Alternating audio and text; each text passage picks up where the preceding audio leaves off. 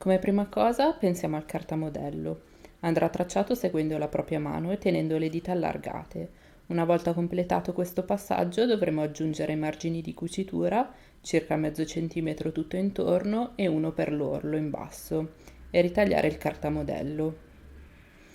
Usando il mio cartamodello come guida ho tagliato una sagoma approssimativa di stoffa. Io userò due stoffe, una esterna in maglina a coste elastica e una interna che farà da fodera e renderà più caldo il guanto, sempre in maglina elastica. Chi preferisce potrà evitare la fodera e seguire il tutorial utilizzando solo due strati di stoffa.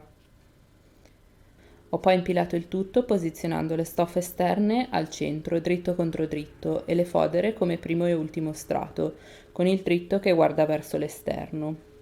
Ho tracciato i contorni del mio cartamodello e ho fermato tutto con degli spilli, disponendoli nella parte interna del guanto, in modo da tenere fermi in posizione i vari strati, ma senza doverli rimuovere durante le cuciture. Così disegnate le dita sembrano attaccate una all'altra, ma andranno cucite tracciando una forma a V e poi tagliate. Per cucire ho utilizzato un punto dritto, ho fermato il filo con un punto indietro sia all'inizio che alla fine, lasciando aperto il polso dal quale infileremo il guanto.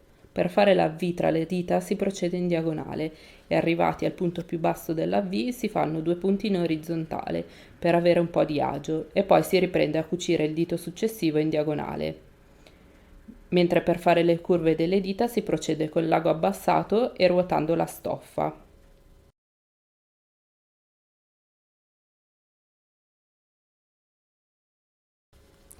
Dopo aver cucito si potranno togliere gli spilli e fare una prima prova, grazie alla quale potremo correggere alcuni errori tipo dita troppo lunghe o larghe o incavo tra le dita troppo poco profondo.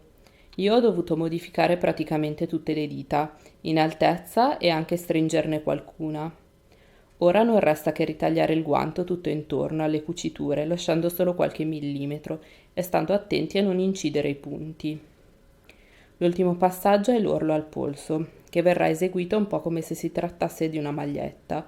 Ho risvoltato entrambi gli strati di stoffa verso l'interno del guanto. Ho fissato il tutto con qualche spillo e cucito con uno zig-zag per mantenere l'elasticità della stoffa. Ho poi tagliato la stoffa in eccesso, nel mio caso la fodera. Ora non resta che rivoltare il guanto e vedere il risultato. Io non avevo ancora tagliato il secondo guanto, ho proceduto come prima, impilando i miei 4 strati di stoffa e disegnando la sagoma della mano, ma poi, dato che avevo dovuto apportare delle modifiche alla lunghezza e alla larghezza di alcune dita, ho confrontato il mio disegno con il guanto appena fatto, in modo da poter cucire la sagoma già modificata. Lasciando i guanti così, semplici, senza alcuna decorazione, saranno intercambiabili, cioè non avremo destra o sinistra perché sono assolutamente uguali. Se invece vi servisse avere sia destra che sinistra, basterà rivoltare il cartamodello. Grazie per aver guardato il mio video, lascia un mi piace se è stato interessante e non dimenticare di iscriverti al canale. Un saluto e alla prossima!